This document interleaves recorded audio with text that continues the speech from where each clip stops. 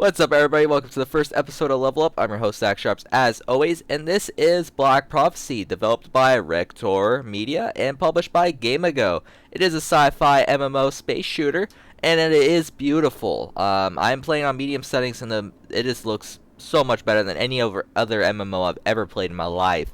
Even Ion, this game just completely blows it out of the water as far as polygon count on the screen and the detail of the textures. Now I'm going to spend about 15 minutes in this game, just because this, my YouTube channel does not have the over 15 minute capabilities yet, so I can only spend 15 minutes. Although I will be checking this game out once again once I do get that 1 hour plus capability to do a 1 hour of gaming of this game. So what you're going to notice when you get past the tutorial is there's a Spire Station. So let's go inside the Spire Station and check that out. Now I clicked the wrong thing, and I clicked the wrong thing again. There we go. Alright, so your middle mouse button basically enables you to click stuff and autopilot to it. And it is a very, very useful button to use. Now, once you dock, you will have your missions terminal, you'll have your hangar, you'll have your dealer, you'll have your constructor, and you'll have your undock button. But we're going to go to the mission terminal and cover the rest of it in a more formal review. So when you get to your mission terminal, you'll have a bunch of different missions that include clearing sectors, assassinations, escorts, etc, etc. But we're just going to be doing an assassination. So let's go ahead and start that mission, and we'll be on our way. So a new sector has been opened, and we will be heading there momentarily. Alright, so we autopilot to the sector to do the mission. Now this game so far has not been very grindy, and the shooting has been amazing. I've not really missed a shot yet, and it's really, really interesting when you do miss a shot. You're like, oh my god, I actually have to do skill. But this is actually a beautiful sector. I'm actually glad it took me here, because this sector right here is very red. It really shows what happens in this game when you switch sectors. Now, as far as sector variation goes, the colors do change a lot. As you see, the little area that I was just in, the Spire Station, actually looked way different than this one. This sector right here is more fiery and more sort of just, hellish. And it doesn't really look like there's a way out other than through that big open asteroid field there. Sort of looks like we're inside of a planet, which is really cool that we have that much variation in such a free-to-play MMORPG made by Game-A-Go. And I also have to say, thank God Rector Media for making this game. This game is amazing. I really recommend anyone checking it out. And hopefully in a couple of moments we will get a new combat, since there is guys right over there, and that's who they want us to kill. And we do actually have to loot them, so I'll show you guys how to loot as well. I actually ran into a problem looting because I didn't really read the tutorial like I should have. But the tutorial will last you around 15 minutes until you can actually do missions and stuff like that. So if you start up this game, please do not skip the tutorial, because it will just put you back to the beginning of the tutorial.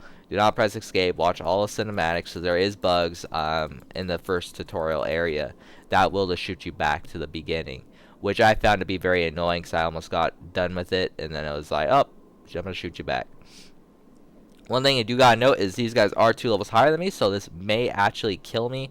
I did go 1 level higher, and that killed me. So let's see about this.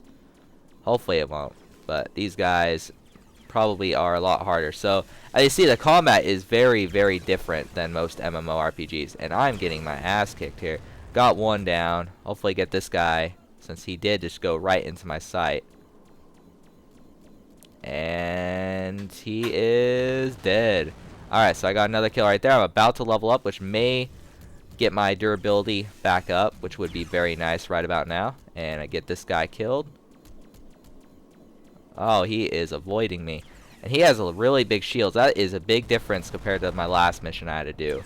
The shields on these guys are way bigger than the other ones, which is really, really challenging. Very more challenging, because if you look at my durability on the right hand side, that green bar, it actually is going down, where on the other missions it really didn't move very much, unless I hit some asteroids or something like a retard. Alright, so I'm getting shot right now by this guy, so let's kill this guy. As you see, it is very Twitch based, and you actually have to lead your shots, so it is physics based, which is a very cool thing also. So we're going to go ahead and loot these guys. Loot this guy. So you press the middle mouse button, you click them, and then you go up to loot. And then there you go. I just got the combat arms, so I'm going to go like that. And press the middle mouse button again. And I think there is still one more guy left. I did get shot. But I'm not completely sure. So I'm trying to find the other guys to loot. Oh, there's guys right over here. Alright, so I'm going to go ahead and kill these guys. That way I don't end up getting killed and end up having to redo this mission. I am only like a fifth down on my durability bar, which is a really cool thing to note. Like I said, Black Prophecy, completely free to play. I keep wanting to say Dark Prophecy, but I know it's not Dark Prophecy. I actually have my little notes right to my right, and I'm trying not to say Dark Prophecy. I've screwed up so many tries at this video because I've kept saying that. But Black Prophecy is about 3 gigabytes. If you use the Pando Media Booster, it will download in about an hour on a 2 megabyte a second internet connection. But if you do the Pando, it does slow everything else down drastically, so you won't be able to really do much else while you have that going. So if you're one of those type of people who like to multitask like I do, make sure you download the normal version, and it'll just be a little bit less time to, for you to have to wait. You'll have to actually wait probably about an hour rather than 20 or so minutes. But this game is well worth it. I'm playing on medium settings like I mentioned before. So I'm on a 6 core too. The only thing that's really holding back this computer right now is my 9800 GT, which is probably shitting itself right now because these graphics are just amazing. So if you have a decent graphics card and a decent processor, you'll be able to run this game at high. Because like I said, I am running Fraps right now to record this as well, so that's another factor in my frame rate of 30 frames a second.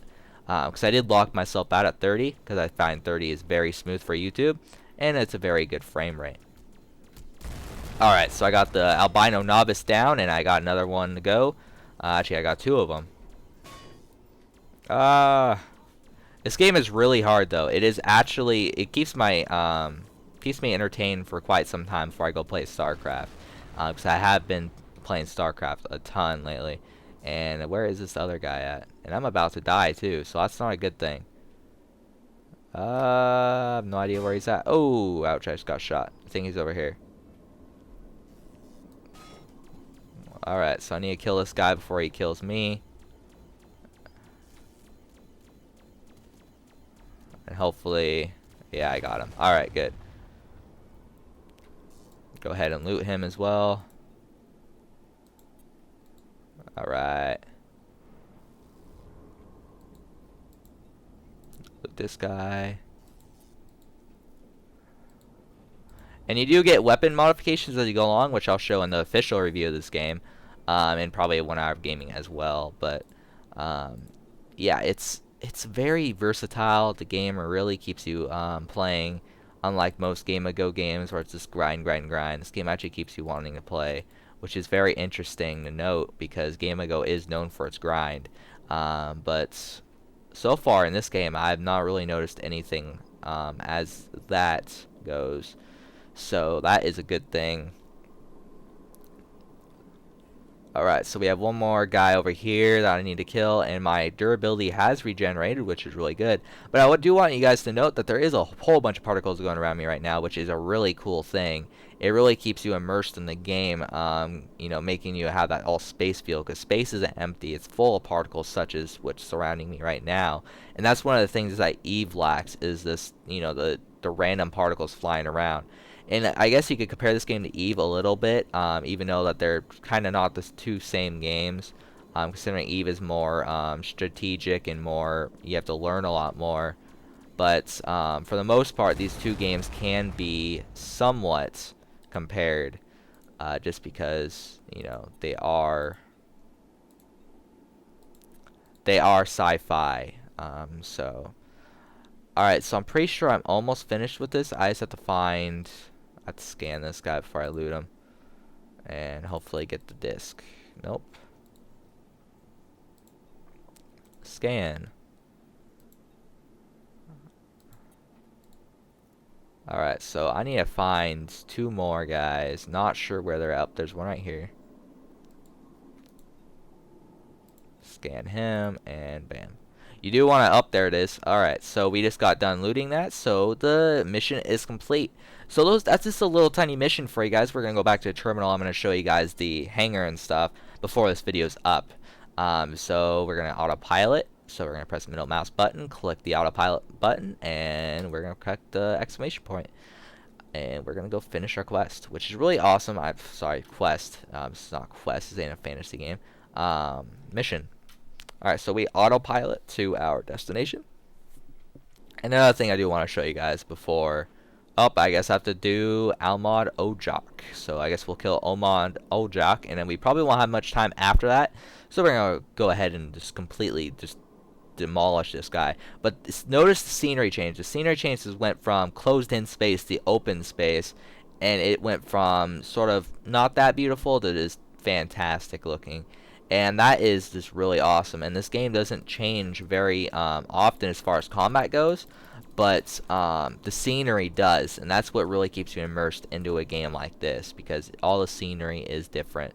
And hopefully we'll be able to have a chance to look at the star map after we kill this Almod Ojak, or whatever the hell his name is, which will be probably in a couple moments, because he is flying into me right now, so I can actually shoot him.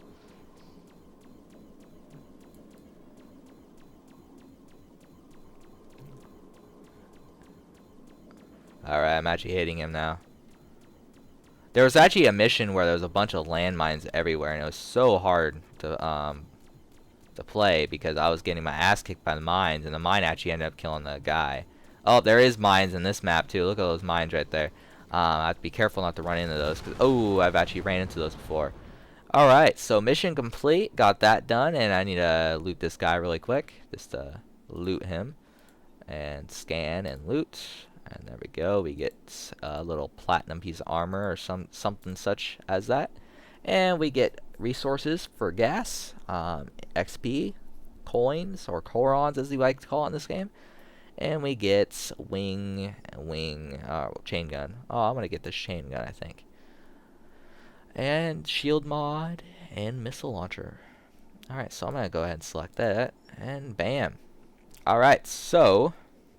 the time right now, we have about 3 minutes, so I'm going to go ahead and autopilot hopefully out of this place very momentarily. Yep, just like that. And if you do want to do more story end type quests, there is a guy, I forget his name, Commander or something, that does quests, missions, such as that. And I forget his name, but I think I might be able to locate him really quick for you. Not there. Not there. Alright, well, I can't locate him. His name's Commander something. But he is the type of person that will give you missions that are more open world and, you know, better end like that. So I'm going to go ahead and open up my star map just to show you guys that really quick. Because it is very, very cool. Alright, so you have a giant solar system. This is a celestial plane, so this is a solar system. A little astronomy class for you there. We have the sun in the middle. We have a couple different planets here and there. It's kind of laid out just like ours, except for this right here. That's kind of like Pluto. It's sort of not on our celestial plane, but it sort of like intertwines with it. So we have a bunch of different areas to level up in. I'm not really sure what the max level is in this game. Didn't really check that out. So yeah, let's go ahead and go to the ship really quick and show you guys little ship modifications really, really fast because we don't have much time left. So let's go ahead and go to the hangar. And as you see here, this is the hangar. I'm going to open up my inventory, and we have a bunch of different things, Vulcan modification and plasma gun modification.